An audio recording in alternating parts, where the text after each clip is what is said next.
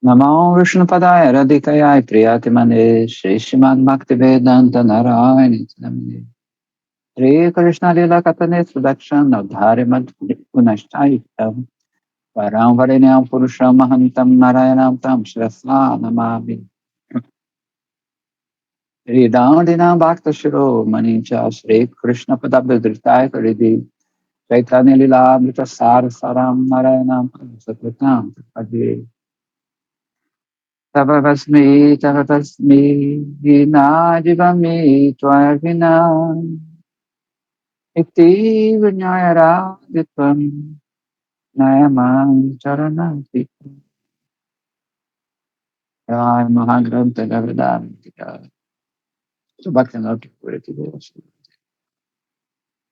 Radhe Radhe. Então, achando que o belíssimo Jagadharma, a gente já entrou no 16º, naquela, são 30 capítulos, né? E já está mais da metade. Então, a gente está no capítulo intitulado Prameya, Divas e Maya. Continua o verso. Um helicóptero aqui sobrevoando.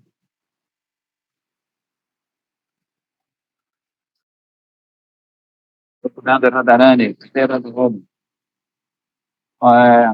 Então, a gente parou aqui, continua a conversa do Prajanata, né? Conversando com o Babaji. Lembrando sempre que o Prajanata é um ex-Nyaya, né? Um ex-lógico. Ele está ingressando, já ingressou, né? No mundo da devoção de Bhakti. Então, aí o que aconteceu da última vez? A família do Vrajanata já queria casar ele ficou meio desesperado.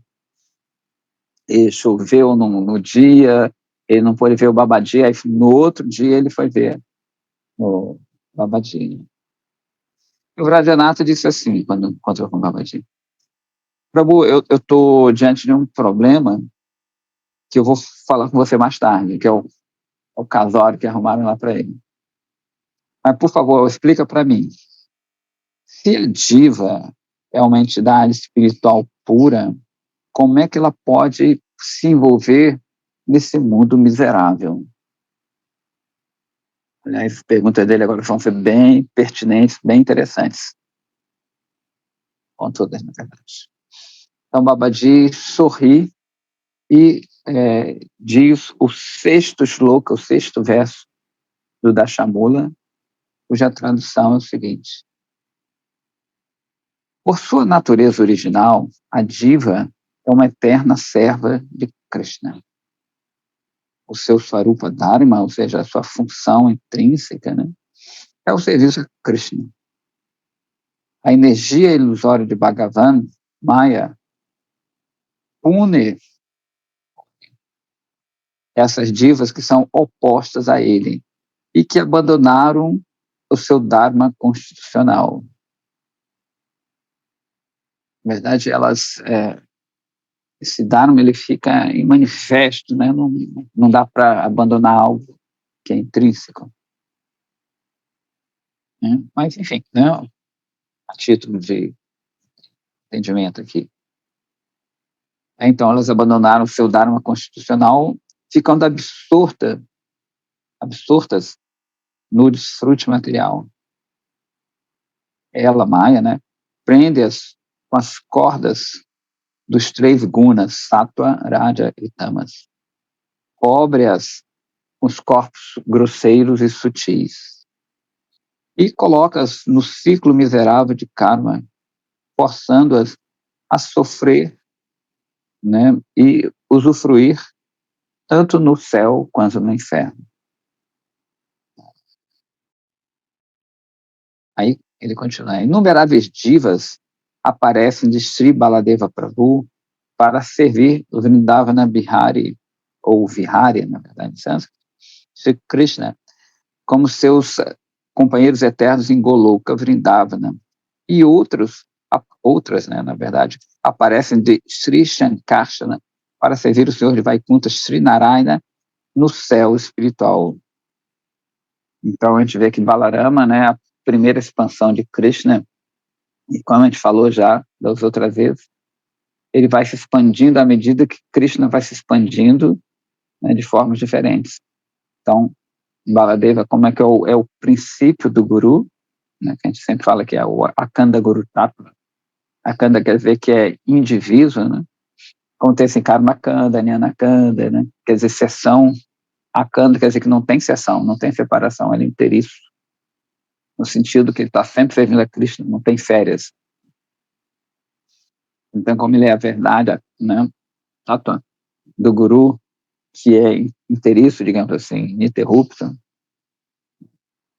ele vai sempre servindo a Krishna à medida que ele vai se expandindo, Krishna vai se expandindo.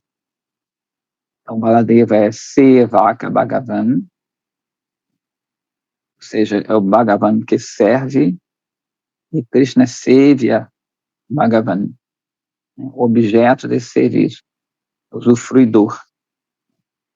Então, ele vai se manifestar assim, à medida que Krishna se manifesta em Vaikuntha, Ayodhya, né, Balarama vai se manifestando sempre como os companheiros dele.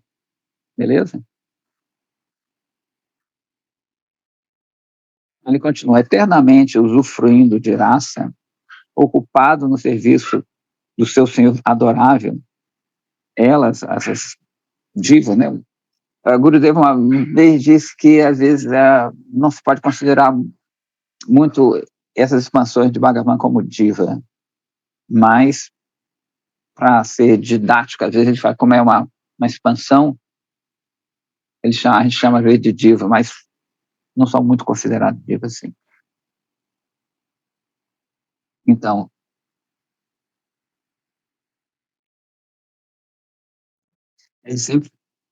elas sempre permanecem fixas na sua posição constitucional, ou seja, elas não se alteram como a gente. Por isso que não, às vezes não chamam muito de diva, né? Não pode se falar muito que essas são divas. Elas sempre se esforçam para, dá para ver a Bhagavan, são sempre favoráveis a ele, diferentemente da gente. Pela virtude da Shakti, dessa potência, né, espiritual, elas têm a força para ficarem fixas na sua devoção. E elas não têm conexão com a energia material. De fato, elas desconhecem que existe uma energia material chamada Maya. Já que elas residem no mundo espiritual, Maya fica fora deles, né, e não os afeta. Então tem aquela teoria, a gente já falou aqui, aquela teoria que a gente vem do mundo material, que invejou Krishna, desculpa, vem do mundo espiritual, porque invejou Krishna e tal. Não, a gente vê que é impossível que Maya não entra nessa morada. Então, como é que alguém ia invejar Krishna? Como é que alguém ia querer ser Krishna de uma forma ou outra, como alguém iria querer vir para a matéria, se eles até, num sentido, eles desconhecem isso, né? Não são conscientes dessa coisa. Para eles tudo é transcendente.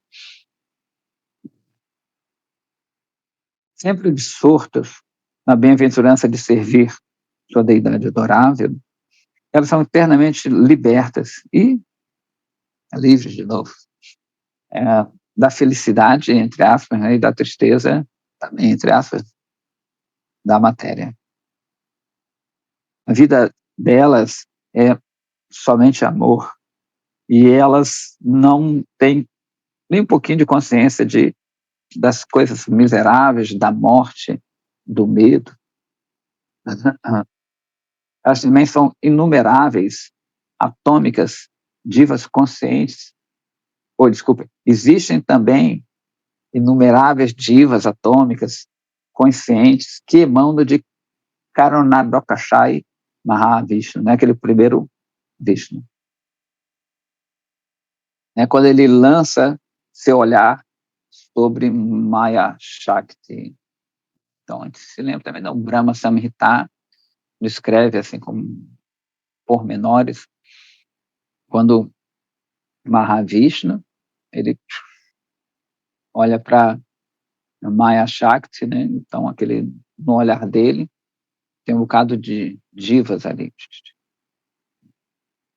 Mas ele entra na forma de Shambhu, né? Kala Purusha, do tempo. Então, na verdade, é engraçado que ele diz que o próprio olhar de Mahavishnu, ele não entra na matéria, né? Existe um halo, ou seja, um brilho em volta desse olhar, que é o Shambhu, que é Shiva, uma forma de Shiva, que aí sim ele toca, né, esses gunas adormecidos e começa a vibrar ali, porque ele injeta o tempo, né, que a gente conhece aqui. Já que essas divas estão situadas perto de Maya, elas percebem seus trabalhos maravilhosos de Maya.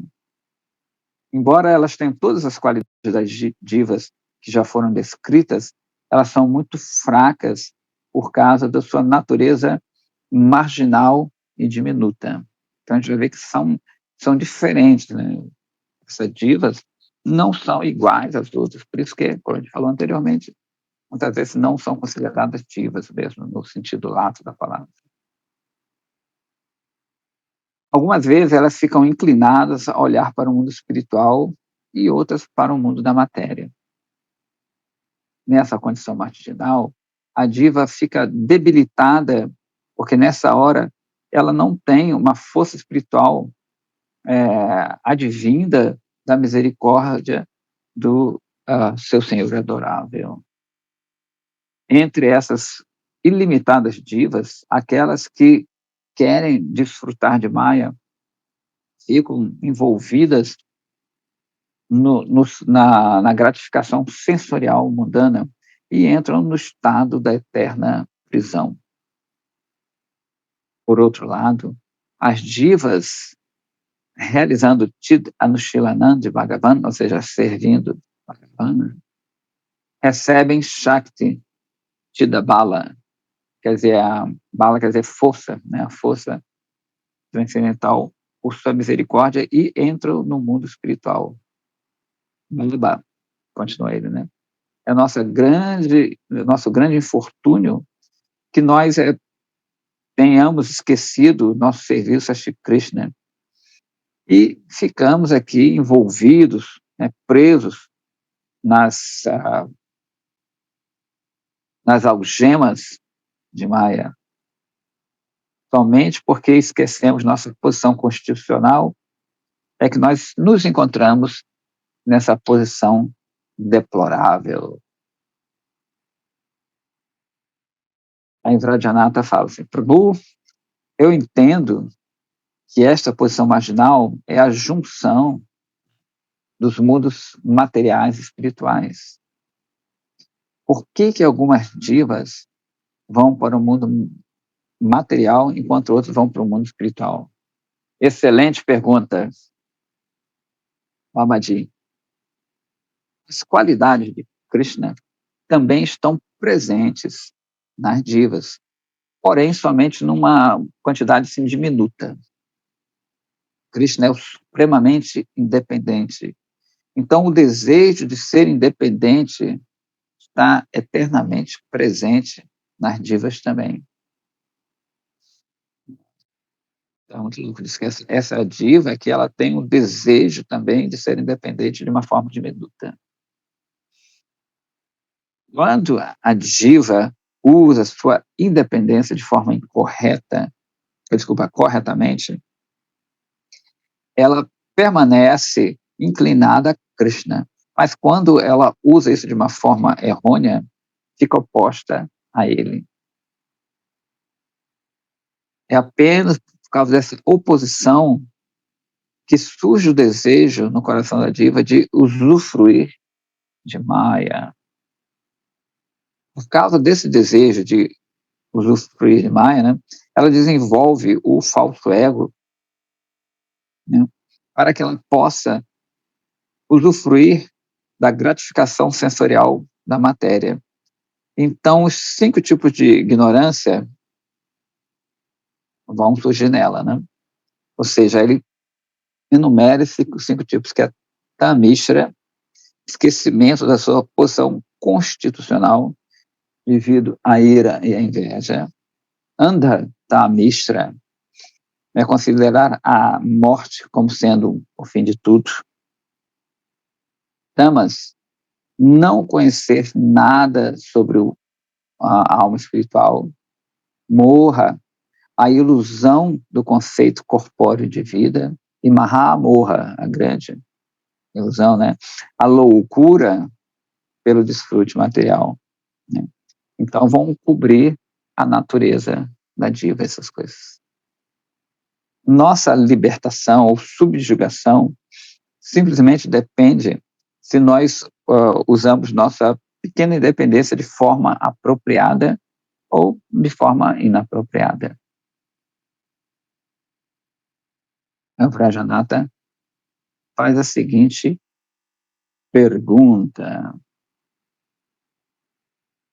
Krishna é Karuna Mai, ou seja, Mai é pleno de Karuna, de misericórdia. Então, como é que ele faz que a diva faz uma diva tão fraca, né, de forma que ela se envolva com Maya? Excelente pergunta de novo. É verdade que Krishna é Karuna Maya. Contudo, ele também é Lila Maya, ou seja, é pleno de Lila. Ele tem esse desejo de realizar Lila, passatempos. Desejando passatempos diferentes, em diferentes situações, Krishna treina a diva para ser capaz, em todas as condições, desde o estágio marginal até o estágio mais elevado de Mahabhava, para fazer isso. Né? E para facilitar o progresso prático da diva em direção para que ela se torne qualificada pelo serviço a Krishna, ele também cria os níveis mais baixos da existência material, começando desde a matéria inerte até o Ahankara, que é a causa de tanta obstrução em alcançar Paramananda, ou seja, esse prazer supremo. Então, a gente vai ver que, na verdade, tudo isso aí é lila de Krishna. Porque tudo tem que existir, digamos, nesse sentido, porque Krishna, Deus, ele é pleno de tudo. Então, qualquer condição, na verdade, imaginável ou inimaginável, ela vai existir dentro do escopo de Krishna. Não dá para existir algo que não existe, digamos assim, né? De supor algo que não existe dentro da grandeza de Krishna. É uma coisa tão infinita que é muito difícil da gente conceber isso. Por que existe isso aqui? Por que existe, inclusive, por que existe a matéria inerte? Por que existe algo que é inerte, que não tem vida? Como é que existe algo que não tem vida? Muito louco isso, né? Muito expansivo. É até interessante que diz que sofrimento e alegria daqui, né, digamos, a gente chama sukha e dukkha. Ka é prana. Su é bom, dhu é ruim. Dhu também é encolher, e su é expandir. Então, quando existe a expansão da consciência, ka, a expansão do prana, nesse sentido, né, da consciência, você vai ter prazer. Quando existe a contração, você tem dor, porque é ignorância. Não tem, a gente sempre fala, vou expandir a consciência, né? Expansão da consciência. Que justamente quando você tem dukkha, que quer dizer sofrimento em sânscrito, a consciência está muito espremida, né? Ela está muito limitada. Então, eu penso que justamente o fulano X, a situação X, tudo aquilo que está perto de mim, é minha a origem do meu sofrimento. Nunca. À medida que eu vou expandindo a consciência, eu consigo ver atrás de tudo isso. Eu vou vendo atrás, por atrás dessa pessoa que me causou uma dor, existe uma reação do karma, atrás dele existe aquilo ali, outra coisa, tem o Deva que controla, atrás do Deva tem Mahavishnu que cria isso, atrás de Mahavishnu ele vai chegar até a Lila de Krishna. Então é Sukha total, Sukhananda Kundya, tem até um Kundya, enfim. Então, o mantra tem umas explicações mais técnicas, digamos assim, do Mahamantra, que ele mexe com prana, né? A princípio, ele vai expandindo a sua consciência. Então, o mantra ele chega até esse ponto de você ver a causa suprema, Sarva Karana, que é o Krishna, que é que ele está falando aqui, né? Que é a lila dele. Quando você chega nesse ponto, sua consciência bate nesse ponto, você não vê mais sofrimento. É difícil, mas é muito interessante. Então, tem pessoas que gostam de ouvir mais essa coisa mais científica, entre aspas. Ela só canta Mahamantra, seja feliz, né? Mas tem um estudo, né, assim, que o mantra ele mexe com tudo isso aqui. O Mahamantra ele vai mexer com toda a nossa constituição. E ele vai abrindo cada vez mais prana até você chegar. Esses são os estágios que vão acontecendo, como a gente viu, Ruti, Bhava, assim por diante. De novo, né? Quanto mais contraído, Dhruka, né? Dhru, sempre quando tiver Dhru, Duryodhana, você lembra? Duryodhana, ele é um mau Yuda, Duryodhana, né? Na Bhagavad Gita, ele é um mau guerreiro, por isso que é Duryodhana. Lukalayan Shashvatam, esse mundo é feito de coisas negativas, então Dhru sempre é ruim, Su sempre é bom. Então, Dhruka, quanto mais eu vou expandindo minha consciência, menos eu tenho essa sensação de sofrimento. Até o próprio Dvaitavadi, ele expande mais a consciência dele. Só que ele não consegue passar dessa barreira de Brahman. Então ele expande a consciência dele, ele não alcança Goloka, ele chega num ponto que ele para e fica naquela coisa. É como se ele parasse nessa região que ele falou, né, que não existe, mas para a gente ter essa região limítrofe entre a matéria e o espírito, e ele fica naquele estado de dormência. Entendeu?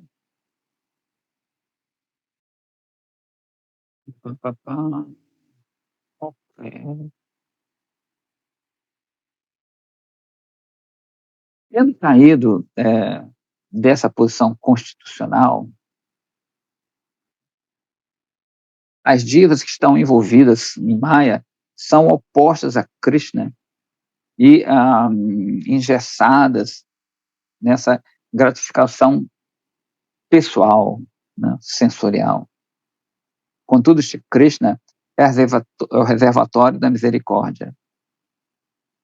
Então, não importa o quanto baixo a diva tenha chegado, Krishna ainda assim vai providenciar a ela plena facilidade de alcançar a sua posição espiritual mais elevada. Ela é sempre assim porque, né, eles põem a diva como masculino. Aí fala eu tenho que me lembrar. Ela, na verdade, aqui já é ele, né? Krishna leva isso a cabo por aparecer ante, né, a diva, juntamente com a sua morada espiritual e seus companheiros eternos. Aquelas divas que tomam vantagem dessa oportunidade misericordiosa e, sinceramente, se esforçam para alcançar a posição mais elevada, gradualmente alcançam o mundo espiritual e alcançam um estado similar àqueles que são chamados Nitya Parshadas, são companheiros eternos de Krishna. Então, beleza, né? A gente falou que Bhagavan, Balarama se expande de acordo com as expansões de Krishna, né? Vamos chegando lá. E esses são chamados também Nitya Parikaras, Nitya Parshadas, né? Nitya quer dizer eterno, Parshadas quer dizer companheiro, Parikara, como parikramar, né? Pari quer dizer a volta, cara quer dizer vem de Krishna, de ação, que eles estão sempre em volta de Krishna, no sentido que eles estão sempre servindo a Krishna. Então, elas podem alcançar essa condição similar, né? Eles não são iguais, mas são similares a esses seres. Então, somos nós que a gente pode alcançar essa posição. Tem umas variantes, mas a gente, por enquanto, não vai entrar nesse mérito, né? Aí o Vrajanatha fala assim, mas vem cá, para o prazer dos passatempos de Krishna, por que as divas sofrem? Pode parecer uma coisa cruel, ou vem cá, mas o Krishna fez tudo isso aí, bolou isso aí, e a gente está sofrendo aqui. Esse é um tema bem delicado. Então vem cá, para ele curtir eu tenho que sofrer? Que história é essa? É um Deus cruel? Então fala assim, Babaji, as divas possuem alguma independência, como ele falou anteriormente. Isso, na verdade, é um sinal da misericórdia especial de Bhagavan para essas divas. Os objetos inertes são insignificantes porque eles não têm tal independência. Somente por causa da independência da diva, né, é que ele pensa que ele é o senhor do mundo. Então, diz que a independência é um sinal desse amor, né? O sofrimento e a felicidade são condições da mente. Portanto, o que uma pessoa pode considerar miséria é felicidade para outro que está envolvido nisso aí, né? Já que todas as variedades da gratificação sensorial finalmente resultam em nada mais do que sofrimento, uma pessoa materialista somente alcança sofrimento. Quando esse sofrimento se torna excessivo, surge a procura pela felicidade. A partir desse desejo, a discriminação aparece. E, né, com isso, uma pesquisa sobre a natureza, né, da realidade última surge. Como resultado dessa pesquisa, uma pessoa alcança satsanga, né, a companhia de pessoas santas. E enquanto Shraddha, aquela fé, ela se desenvolve. Quando o Shraddha aparece, a diva ascende a um estágio mais elevado, chamado caminho de Bhakti.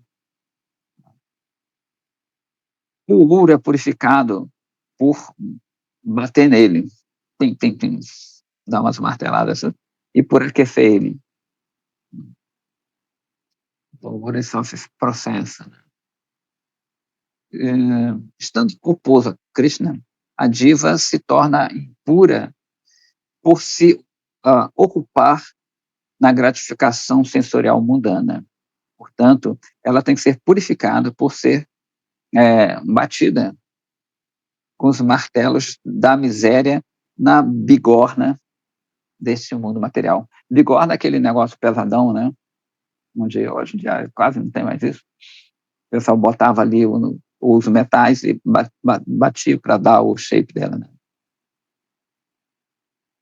Por esse processo, a miséria da diva, oposta a Krishna, finalmente culmina em sofrimento.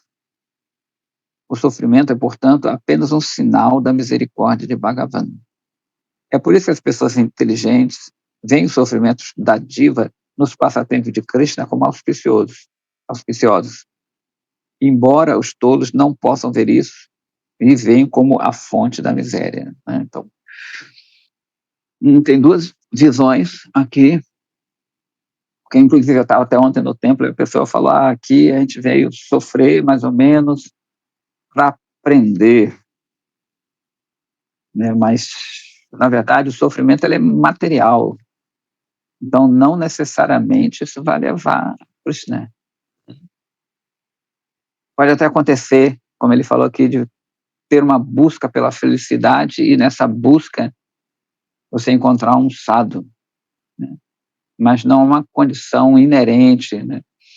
Que você tem que sofrer. Não, porque o sofrimento ele é material também. Então, as coisas materiais elas não levam às transcendentais. Outra leitura daqui que eu já ouvi de outros Vaishnavas, né?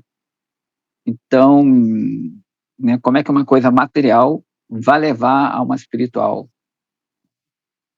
Na verdade, a coisa material ela vai te levar a você querer não sofrer mais, né? O sofrimento material ele provoca uma busca, não quero sofrer, não quero sofrer, não quero sofrer. E que, na verdade, é um desejo dos Advaitavadis, a busca do não sofrimento. Não é a busca do amor por Deus. Você quer se livrar daquilo ali. É óbvio que nessa busca pode ser que apareça, devido aos sucritos da vida, apareça um sadhu e você queira, por meio daquele sadhu, parar de sofrer. E nessa hora, o sadhu ele vai te explicar que isso não é o ideal, e sim amar Krishna. Senão a gente vai cair na esparrela, né, de que o sofrimento leva à espiritualidade. Pode acontecer, mas não é uma condição sine qua non, né? Tchau, tem que sofrer, cair nessa. Por isso que muitas vezes, em outras culturas, tinha esse autoflagelo, as pessoas se autoflagelavam, no sentido de diminuir os desejos materiais e você querer ascender, né? A gente corrobora com isso. Não. Enfim, continuando aqui. Vedanta fala assim, o sofrimento da diva no estado condicionado é, em última análise, auspicioso. Porém, agora é muito doloroso. Já que Krishna é onipotente, será que ele não podia botar um método mais tranquilo, né? Não, menos problemático? Babadi fala assim, esse é um dos passatempos de Krishna, que são os quais são variados e maravilhosos. Já que Bhagavan é independente, todo-poderoso, ele realiza todos os tipos de passatempos. Então, porque seria o único que ele negligenciaria? Óbvio, lembrando sempre que a diva não sofre, né, nesse sentido. A diva, não, como diz na Gita, né, não é, a alma ela não é cortada, ela não é seca, não é molhada, não é queimada, não, é impressão. Só que dói, né? Agora dói muito, que a gente dói. Cortar tua mão, sei lá o que, dói pra caramba. Mas, na verdade, é como um sonho. É muito louco, né? Isso é muito louco. É como um sonho. Eu estou sonhando, eu estou vivendo todas aquelas emoções, as alegrias, o sofrimento, tudo. Tem sonhos que são super nítidos, né? Eu me lembro que eu já sonhei umas coisas, falei, e depois, anos depois, falei, caramba, eu já tive nesse lugar. Mas depois, cara, não, eu sonhei. Mas era uma coisa assim que eu tinha impressão, eu já tive nessa sonho, provavelmente, óbvio. Mas nesse sentido, falei, caramba, eu confundi um pouco com essa suposta que realidade, que era tão nítido, o negócio causou uma impressão tão forte. Eu me lembro que era de uma cachoeira, que eu acho que eu sonhei até 2, 3 vezes com isso. Falei, caramba, como, há muitos anos, Falei, caramba, será que eu já tive aí? Então, da mesma forma, a gente tem esses negócios também, né? Eu penso que eu estou sofrendo aqui, mas, na verdade, Krishna, ele nunca inflige mal a ninguém. Agora, existe essa impressão de que, na verdade, que a diva está sofrendo. Tanto que o sadhu, né, a pessoa santa mesmo, a Vaishnava mesmo, alto calibre, ela não vem porque o outro, a diva, está sofrendo de, sei lá, qualquer doença, né? Para eles não veem isso. Ela vê que ela está distante de Krishna, isso que é legal, né? Eu não vejo porque, o cara está... nada disso. Ela vê que essa diva, ela não está servindo diretamente a Krishna. Porque o sábio, ele também não é essas pessoas que vêm mesmo do mundo transcendental, elas não são afetadas pelos gunas. Porque o que é o sofrimento nosso? É o aumento. Como os gunas, eles são flutuantes, ora a sátua está em cima, né, está predominando, ora o tamas está lá embaixo, e vice-versa. É por isso que existem essas guerras entre os devas. Né? A gente já viu essas, né, devas e asuras. Por que os asuras vão para o mundo? Eles conseguem combater os devas, conseguem dominar os devas. Porque no fluxo universal dos gunas, Raja e Tamas, elas estão predominando. Assim como no nosso dia a dia, né? Tem gente que bem tamásica, quer dormir. Então, no dia que vamos trabalhar, acorda cedo, vamos trabalhar, malhar, falar, caramba, né? No outro dia aquilo está mais equilibrado e vai flutuando, ninguém fica nisso o dia todo, né? Ou, desculpa, a vida toda. Da mesma forma, existe um fluxo universal de tamas, rajas e sattva. Então, quando a sattva predomina, os devas estão tranquilos ali, né? Indra está relax, está tudo acontecendo ali. Quando isso, como essas coisas não são eternas, né? Nunca fica em cima, nunca completamente em cima e completamente embaixo o tempo todo. Quando nesse fluxo cósmico universal ali começa a ascender Raja e Tamas, os asuras ficam fortes, por isso que eles dominam os devas. E é até interessante que agora teve, né, um aparecimento de Sinhadeva, e a gente vê que quando Hiranyakashipu ele fica muito forte, os devas procuram Brahma, que vai procurar Vishnu. E Vishnu, ele falou, não, eu vou descer, eu vou salvar, vou chegar aí, vou dar um jeito nisso aí. Mas ele não vai imediatamente. Né? E os devas, eles controlam os sentidos. Os devas estão motivados pela pacificação. Eles querem voltar ao status quo dele, de estar com a bondade lá em cima. Então a gente vai ver que Vishnu não vem imediatamente, como Rama, né? Quando Ravana tem os devas, a mesma coisa, vão lá, procuram o Brahma, e ele fala, não, tudo bem, eu vou descer. Por que ele não desce imediatamente? Ele fala, não, vou agora salvar vocês. Ele não precisa nem vir, né? Ele podia simplesmente piscar os olhos, pum, destruir todo mundo, todos os asuras. Falar tudo aquilo. Por que ele não vem imediatamente? Não. Então eles vêm, né? Quando o Vaishnava mesmo, né? Porque para lá da Maharaja, né, ele vai orar quando é o momento certo dele aparecer para lá do Maharaja. Eles vêm por causa do apelo de Prahlada Maharaja. Ele vem por causa outras coisas, né? Ele vem satisfazer os Vaishnavas. Ele não vem imediatamente satisfazer os Devas, senão ele estaria subjugado aos Gunas. Então ele vem aparecer quando o Vaishnava fala, né? No caso ali de Prahlada Maharaja. Fala, não, ele está ali. Ele está ali nessa pilastra. Então, para confirmar A gente vai ver que Prahlada Maharaj não estava falando nada. Né, o pai dele estava fustigando ele, Pererel. Ele não estava sofrendo. Não estava sofrendo de forma nenhuma. Mas para afirmar a palavra de Prahlada Maharaja, que diz assim, ó, não, ele está nessa pilastra, ele aparece. E ele não estava aparecendo. É engraçado que até nesse Radé fala, poxa, desculpa, eu demorei muito. Né? Então, não é para aquilo ali, né?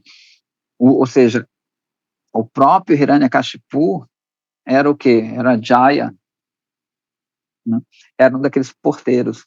Então, o tempo dele também, que é um grande Vaishnava, o tempo dele de ficar nesse mundo estava acabando.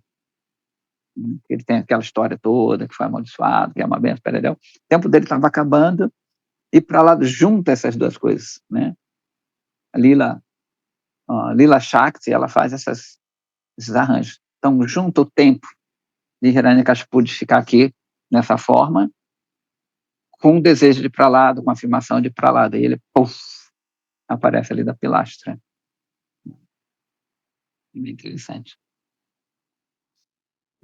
Então, na verdade, ele não vem por causa dos devas. Os devas são uma consequência. A restauração de Indra ao poder é uma consequência dos Vaishnavas. A satisfação dos Vaishnavas ali, Krishna satisfaz aqueles Vaishnavas que vem na forma de, no caso, né, de Nrsimhadeva. Então ele não vem por nossos apelos únicos, inventei agora, né, por nossos apelos de melhora material. Né? É legal isso, né? Eu acho tão legal. A Lila Tapa. Então, ele fala, né? Então, na verdade, quando ele falou aqui, né, nem por que esse vai tudo que existir, como a gente falou antes, tudo tem que existir.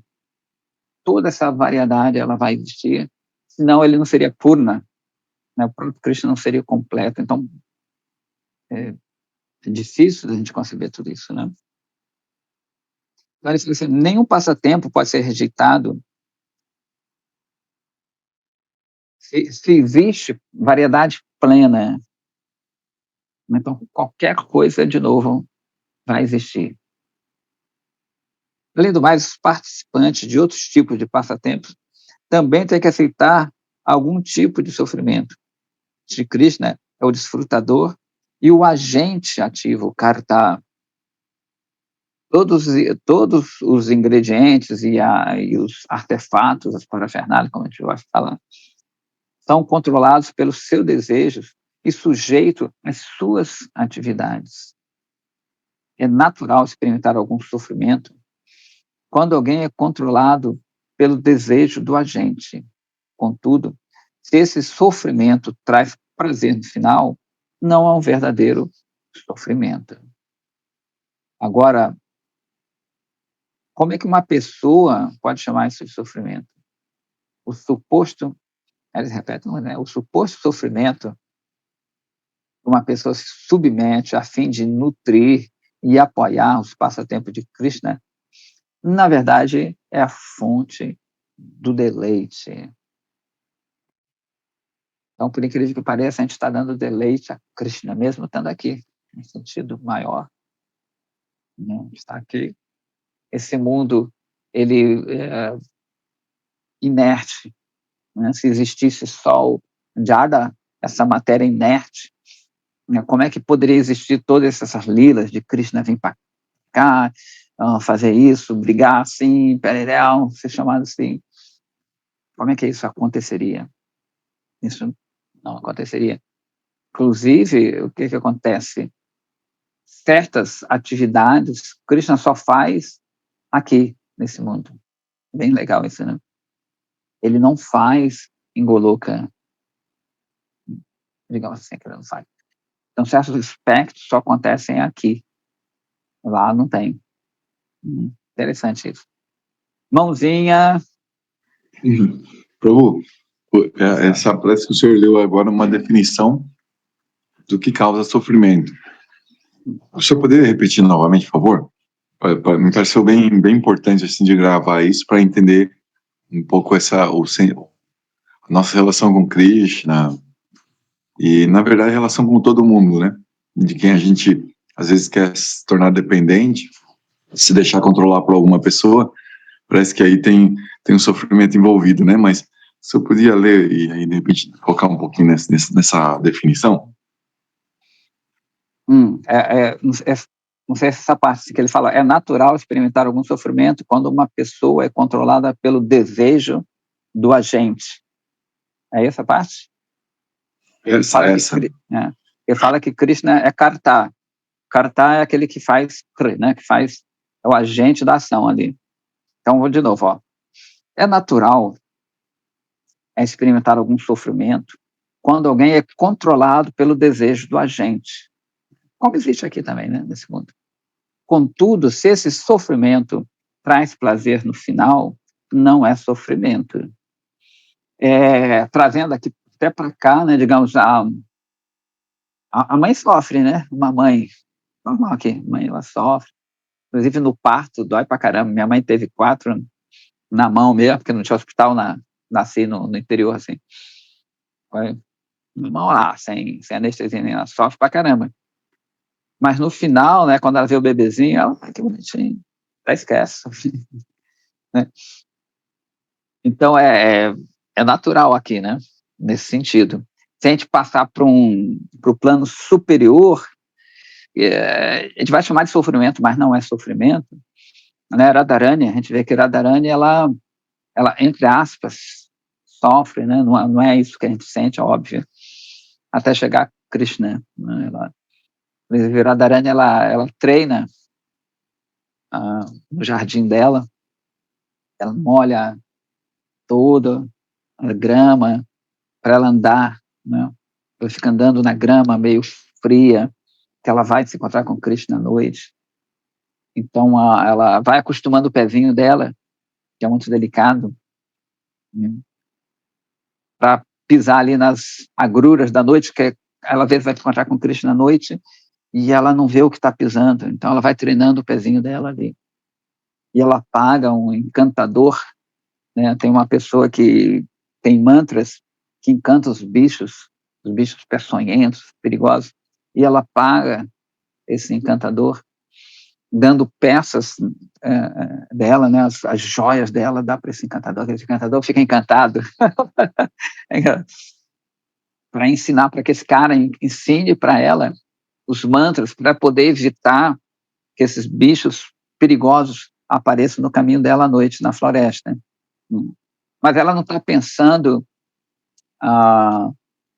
eu posso morrer, Não, ela fala, poxa, se um bicho desse me pega, eu não posso encontrar Krishna, não posso dar prazer a ele. Né? Ela não está pensando no bem-estar dela. Né? Ela fala, pô, né? Imagina, Krishna está me esperando, vem um bicho me mata.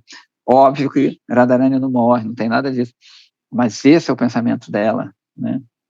Então ele vai chegar lá, ele vai sofrer muito porque não conseguir alcançar ele. Então vou aprender com esse encantador. Ela sabe tudo, claro, mas é para até satisfazer o encantador que fica encantado com a beleza de Radharani.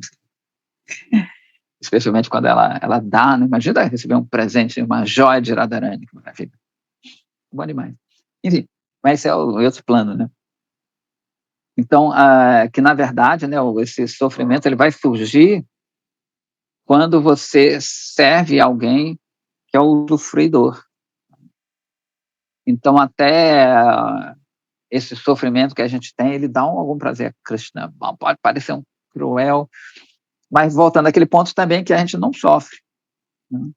Nós somos Shakti, como a gente viu no outro capítulo, todo mundo é Shakti. Na verdade, qualquer ação nossa, como a gente é Shakti, vai ser para o prazer de Krishna. Porque essa é a nossa natureza, mesmo estando com a natureza pervertida. É muito louco isso, né?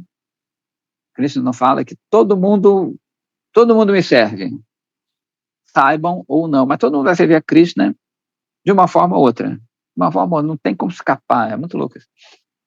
Não dá para escapar disso aí. É a nossa natureza. E, olha, mesmo a gente estando em Maya, a gente está dando prazer a Krishna. Porque Maya serve a Krishna de uma forma ou outra. Então, por isso que tem aquela coisa de você se render, que é justamente isso. Você se render à sua própria natureza, você se entregar à sua própria natureza. Falar, Krishna, vou te dar prazer de qualquer jeito, então que seja um prazer mais direcionado, mais... Mas ao mesmo tempo tem que ter isso aqui. Raghunatha Das Goswami, ele fala que, acho que eu não vi lá para Kusumanjali, ele fala que as lilas de Krishna, elas são luminosas, brilhantes, mas diz que ele vem aqui, esse mundo da matéria, como ele é escuro, né? Então ele é feito de jada, fica mais brilhante ainda.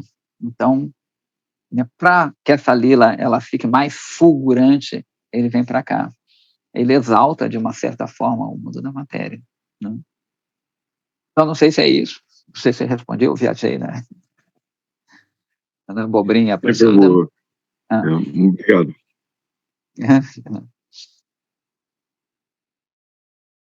Então, vamos lá.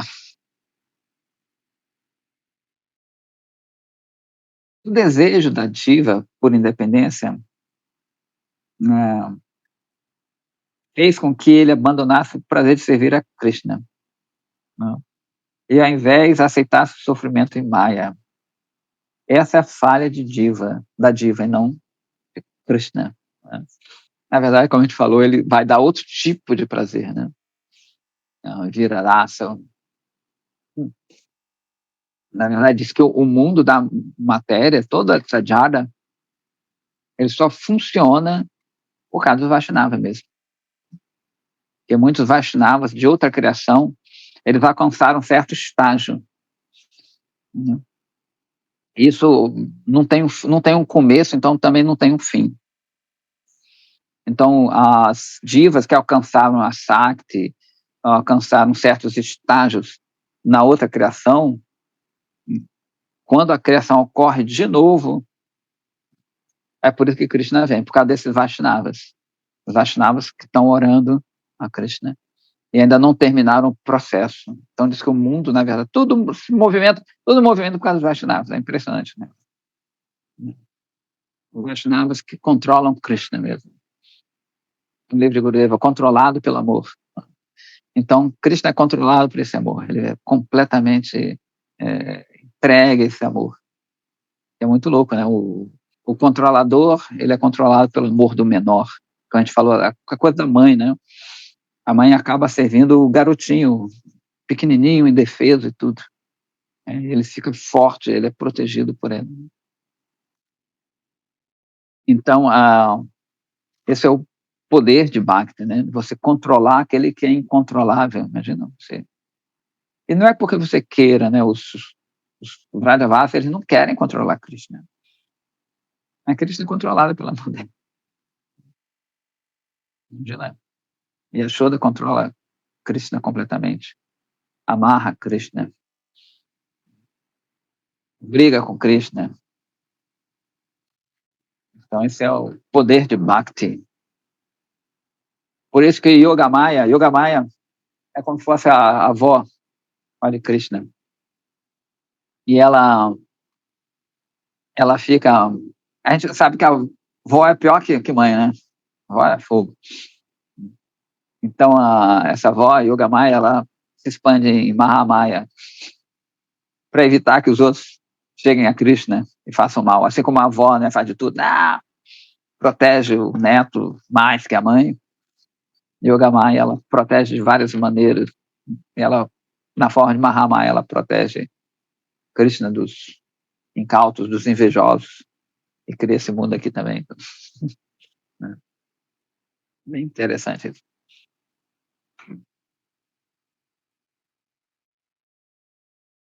Então vamos lá. O Vrajanatha fala assim: qual inconveniente sugeria se a diva não fosse lhe dado o desejo de independência? Pergunta, né? Krishna é onisciente e ele deu essa independência à diva, embora ele soubesse que eles iam sofrer por causa disso. Então, ele não é responsável pelo sofrimento das divas? De novo, excelente pergunta. Mahabharata fala assim, a independência é uma joia muito preciosa, né? Na ausência da qual os objetos inertes são insignificantes, né? Se a diva não recebesse essa independência, ela já é da natureza dela, né? É até interessante que a gente fala assim, mas a diva é assim, sempre foi, né? Então, de novo, se a diva não tivesse recebido a independência, ela também seria tão insignificante, né, como os objetos materiais. Então, justamente a matéria que a gente chama jada, quer dizer, inerte, né, que não tem, é muito louca. A matéria também é muito louca, precisa ser uma criação da energia de Krishna. Também é interessante. Né? Então, ele fala que, né, se ela não tivesse essa independência, ela seria igual, né, a matéria inerte. A matéria ela não tem independência, não tem consciência. A diva ela é atômica, né, uma entidade espiritual atômica. Então, ela certamente deve ter todas as qualidades dos objetos espirituais. Beleza? A única diferença é que Bhagavan é o objeto completo espiritual. E ele possui todas essas qualidades plenas, enquanto a diva somente as tem num grau bem diminuto, né? O próprio guru, né, que é uma diva, eles não fazem coisas como Bhagavan. São características diferentes, né? Tem uma diferença ali.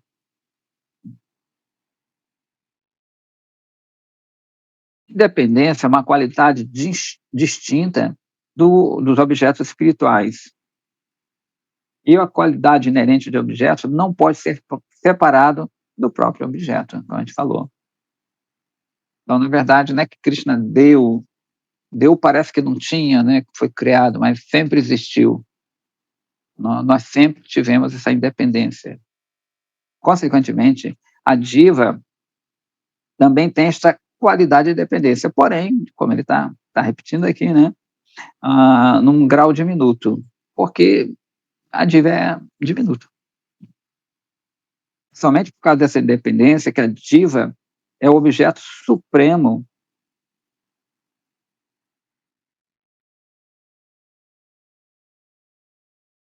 não. É somente por causa dessa independência que a diva é o objeto supremo no mundo material, né? E o senhor da criação.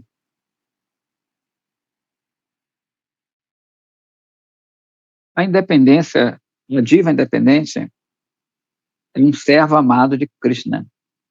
E, portanto, Krishna é bondoso e compassivo a ela. Vendo o infortúnio da diva, ela, quando ela usa mal a sua independência e se torna apegada à Maya, ele, o Krishna, né, persegue-a chorando, chorando, e aparece no mundo material para libertá-la. O Srila Prabhupada falando aqui, Krishna está mais ansioso que a gente volte para ele do que nós mesmos. Né? Imagina, enquanto a gente dá 2 passos para Krishna, se ele der 2 passos, pede Krishna enorme, levamos.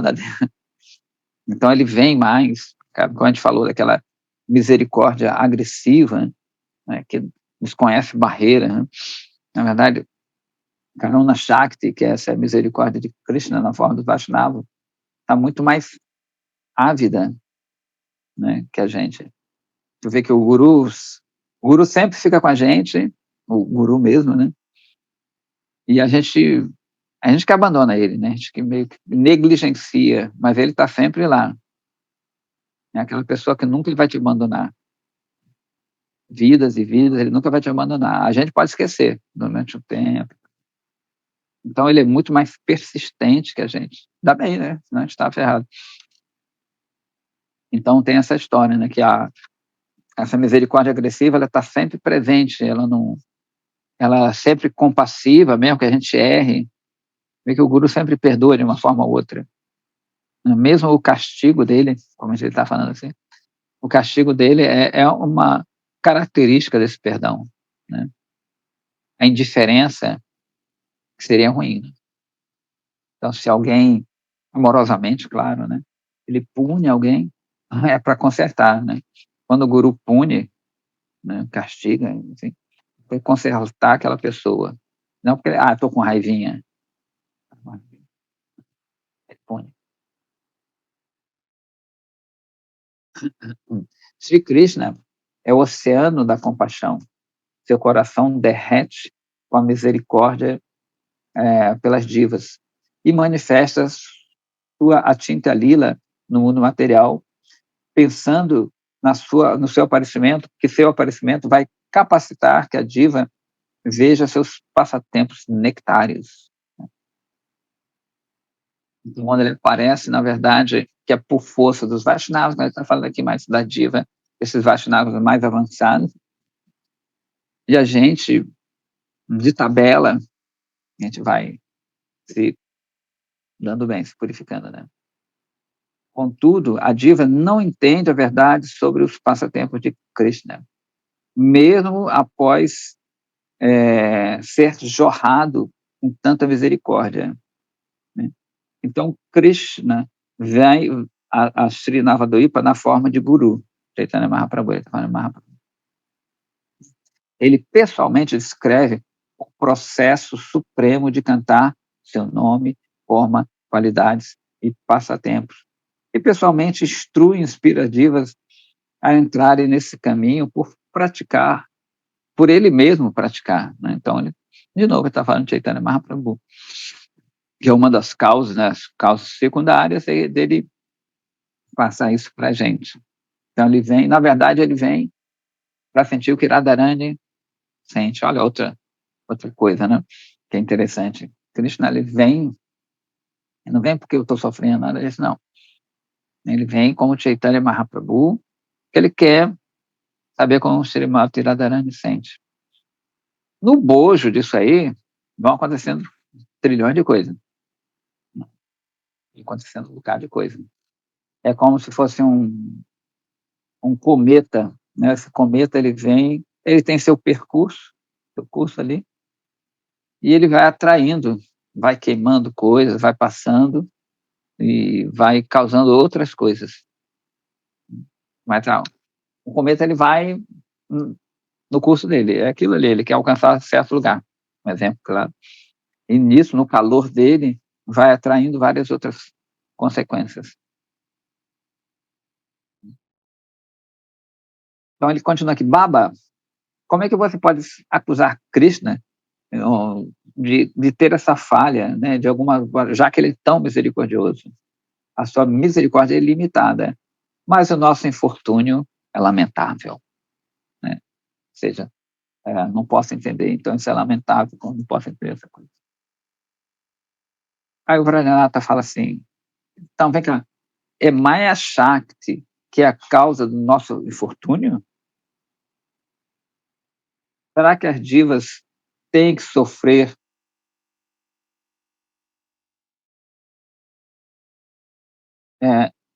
não, desculpa. Será que as divas têm que sofrer assim, dessa forma?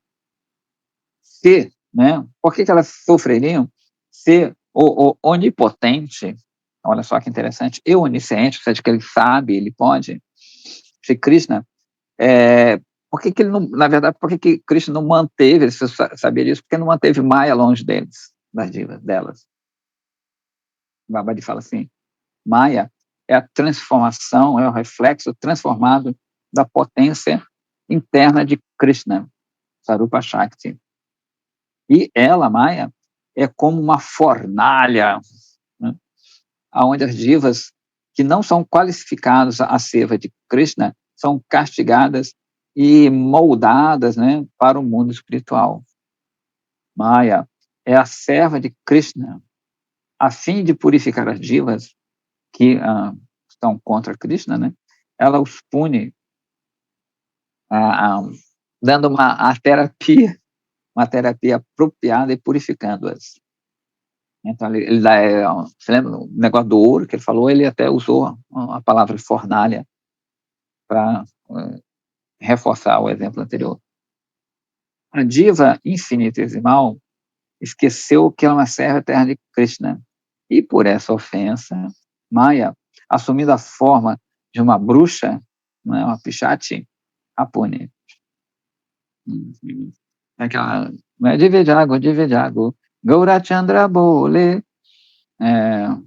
Pichatira Lau Maya, não Pichatira, como que é? Divejago, Gaurachandra Bole, Kotanidra Hau Maya, Pichatira Kole. Bhaktivinoda Thakur, que botou daqui, né, dessa canção também. Ele fala que a diva está dormindo, né? Ele fala, diva, acorda, diva Jaga, acorda. Gaurachandra Bole fala o nome de Gaurana. Kotanidra lá o Maya, Pichatira, porque você está dormindo no colo de Maya. Por isso que ele fala que assume a forma de Pichatira. Né? Pichati é uma bruxa que embala a gente, né? Ela embala a gente nas promessas desse mundo. Este mundo material é como uma prisão, e Maya é a carcereira que aprisiona as desafeiçoadas divas e as pune. O rei construiu uma prisão para o benefício dos seus súditos. Da mesma forma, Bhagavan mostrou sua imensa misericórdia em relação às divas por fazer esse mundo material similar a uma prisão e apontando Maya como a sua carcereira, né? Na verdade, carcereira desse mundo. Pradhanata fala assim, se esse mundo material é uma prisão, essa prisão requer um tipo de grilhão, né, de algema. Quais são essas algemas? Aí fala assim, Babaji, Maya encarcera os delinquentes, as divas, com 3 tipos de grilhões, né, aqueles feitos de Sattva, Raja e Tamas, né? Eles consideram como ouro, prata e ferro, né? 3 tipos de coisas que aprisionam a gente. Esses grilhões, essas gemas, prendem a diva, né? Devido à sua inclinação ali, ser tamásica, rajásica ou sátrica. Então, ele faz essa comparação, né, que cada um tem um tipo de material, né? Sattva são os grilhões de ouro, né? Você fica preso àquela bondade material, àquela harmonia material. Raja, você fica preso àquela energia ali, que é comparada a um grilhão de prata e a ignorância de ferro. Mas ele fala assim, mas na verdade não faz diferença não, isso aí, está todo mundo preso. Como tem, né, não tem tem político aí, os caras que têm rico, educação superior, eles ficam presos. Né? A prisão tem geladeira, internet, celular, os caras têm tudo, estão presos. E o povão lá fica tudo 300 num cubículo lá. E tem outras umas prisões que são o cara intermediário, ficam 4, 5 só na prisão, tem uma certa facilidade. Tem um conhecido meu que ele foi preso acho que Suíça, na Suíça. Tinha até a opção vegetariana. Ele via, tudo bacana. Ele queria até ficar lá. Viu como é que é estranho? Tem muita gente que quer ser preso em certos países porque a condição dele é pior que ficar lá. E nem aqui, né? O cara quer ficar preso ali no Sattva. Então eu falei, mas o negócio foi 7h40. Ele fala assim, Pradhanata, como é que esses grãos de Maia conseguem prender as divas conscientes e atômicas, né? Diminutas, né? Muito doido isso também, né? Os objetos, Babaji fala assim, os objetos desse mundo material não podem tocar ou atrair os objetos espirituais. Isso é bem interessante, né? Contudo, tão logo a diva desenvolve concepção ignorante de que ela é o desfrutador de Maya, a sua forma espiritual atômica é coberta com o corpo sutil feito de arrancara, o famoso falso ego. Interessante, né? Na verdade, a matéria não toca a diva. Muito louco isso, né? Ela não toca. É assim que os grilhões de Maya prendem suas pernas. Divas têm um ego sattvica, que tem esse ego sattvica, reside em planetas elevados, são chamados de devatais. Suas pernas são presas por essas algemas sattvica feitas de ouro. As divas rajasika, têm uma mistura das propensões dos devatas e dos seres humanos. E elas são confinadas em algemas feitas de prata. E as tamasikas, né, que estão enlouquecidas por Jadananda, que é o desfrute em Jada, na natureza inerte, né, estão presas pelas algemas de ferro. É muito louco, né? Que a gente acaba querendo extrair prazer de algo que é inerte, né? É muito doido isso. Porém, que está coberto, né? Tem aquela camada.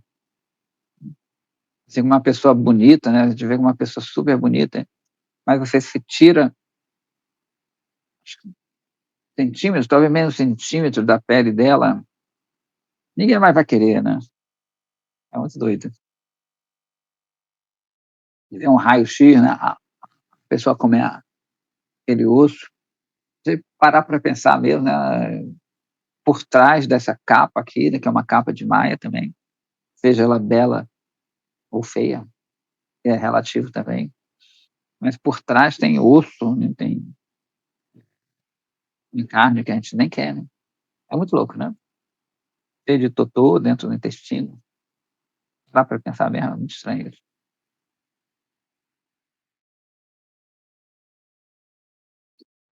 Uma vez que as divas estejam presas nessas correntes, elas não podem abandonar a ir da prisão. Embora elas sofram de vários tipos de miséria, elas permaneçam ainda cativas. Qual é o tipo de atividades que as divas realizam enquanto estão confinadas na prisão de Maya, Babaji? Inicialmente, as divas realizam karma, ação, né, para se satisfazer com seus desejos corpóreos, né, de acordo com suas pretensões materiais. Então, elas realizam karma, atividades, para tentar dissipar as misérias que resultam de estar presos por Maya. Então, a pessoa está ali, ela quer, como é que a gente falou, parar de sofrer. Inclusive, uma pedida interessante, eu vejo em umas igrejas tem assim, pare de sofrer, que é uma super chamada, né? Eles põem os banners, escritos na faixa assim, pare de sofrer. Então, vou botar isso lá no tempo. Então, para dizer assim, por favor, explique o primeiro tipo de karma em detalhe. E a gente vai ver na próxima segunda-feira, que já são 7h50 aproximadamente. Então, talvez fique muita coisa. Beleza? Hare Krishna.